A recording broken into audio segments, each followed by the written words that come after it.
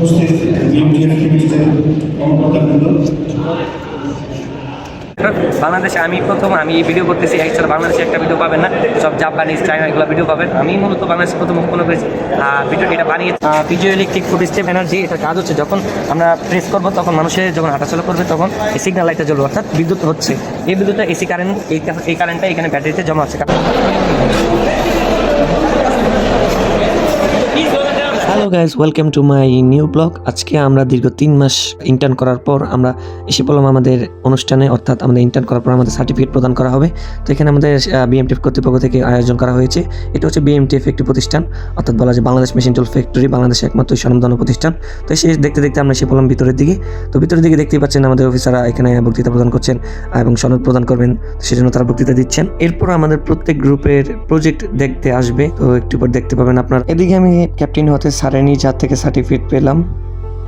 আসসালামু আলাইকুম দর্শকবৃন্দ, আমি আজকে আছি বিএমটিএফে আমাদের প্রজেক্ট প্ল্যানে। এখানে দেখতে পাচ্ছি প্রজেক্ট আছে, এখানে অনেক প্রজেক্ট আছে। তো এই প্রজেক্টগুলো আমাদের অফিসাররা দেখছে। তো এখন আমাদের প্রজেক্টটা দেখলাম, এখন আপনারা দেখাবো আমি কী প্রজেক্ট তৈরি করেছি। এদিকে আসুন, এটা হচ্ছে পিজিও ইলেকট্রিক ফুড স্টেপ এনার্জি। এটার কাজ হচ্ছে যখন আমরা প্রেস করবো তখন মানুষের যখন হাঁটাচলা করবে তখন এই সিগন্যাল লাইটটা জ্বলবে, অর্থাৎ বিদ্যুৎ হচ্ছে।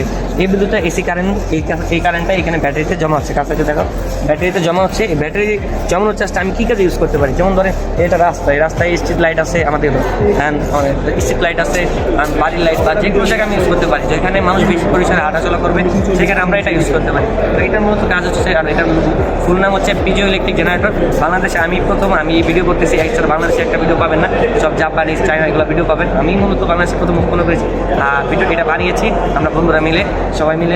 আমাদের সাথে আছে রংপুর, তারপর ডিমলা, বিজেপি, আমরা ওখানে যে অফিসার, সেনা অফিসাররা সবাই আছে। ক্যামেরা দিয়ে ঘোরামই না।